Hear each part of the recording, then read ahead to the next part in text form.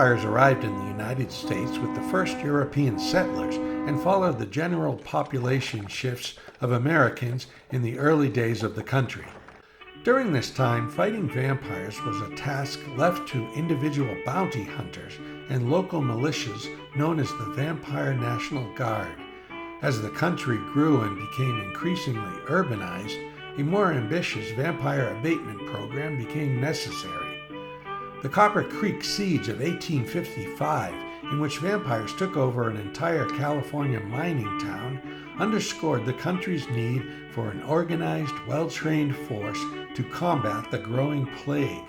The Civil War delayed implementation until 1869, when President Ulysses S. Grant officially formed the Federal Vampire and Zombie Agency. Initially, the FVZA was a specialized branch of the armed forces, modeled after similar troops in France and Great Britain. These troops were known as the Vanguard, a contraction of Vampire National Guard. They worked mostly in large cities. By day, they scoured likely undead hiding places. By night, they patrolled areas of high undead activity, such as slums, waterfronts, and parks. Though they were underfunded, ill-equipped, and often shuttled off to fight wars on foreign soil, the FVZA made some strides in controlling vampire and zombie populations. However, the huge surges of immigrants coming to America helped increase the U.S. vampire population to 3,000 by the turn of the century. In 1897, President William McKinley moved the FVZA into the Department of Justice.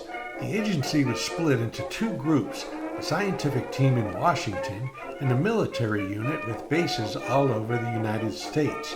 In 1901, new President Teddy Roosevelt hired his friend Hilton Dickerson as FVZA director. Dickerson ruled the FVZA with an iron fist for the next 34 years. When the zombie vaccine was created in France in 1911, the FVZA administered vaccination programs in the United States, while the Vanguard focused on destroying remaining zombies. With zombies largely eradicated, the focus of the FVZA shifted to vampire research and abatement. Unfortunately, a 1935 Supreme Court ruling declaring that vampires have the same rights afforded to all citizens complicated the FVZA's job greatly. In response, President Franklin Roosevelt signed the Emergency Relief Act in 1936. The act converted the agency into an undercover operation. Roosevelt also put together the Zobra Project, which brought the best medical minds in the world to a secret lab in New Mexico to work on a vampire vaccine. The project was operated by the FVZA and reaped its greatest success with the creation of a working vaccine in 1950.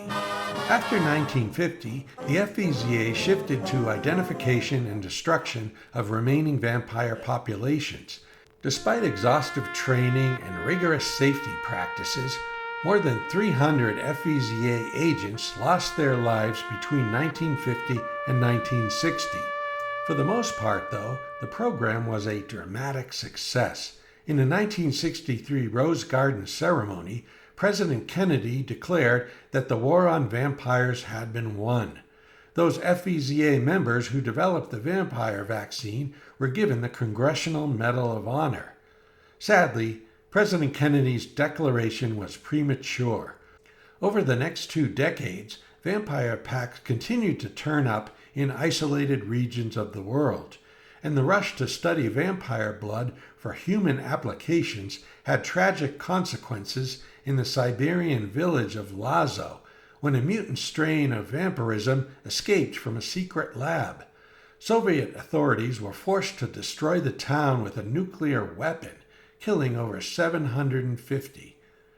Despite these developments, the FVZA shrank in size and significance, and in 1975, President Gerald Ford pulled the plug on the agency. In the wake of the Lazo disaster in the Soviet Union, the United Nations Security Council unanimously approved Resolution 144C, banning research on vampire blood across the globe. But with the development of genetic engineering in the 1980s, the pharmaceutical industry began clamoring to have the ban overturned. The industry spent untold millions lobbying members of Congress, and in 1986, President Ronald Reagan signed legislation allowing government-supervised research on vampire blood.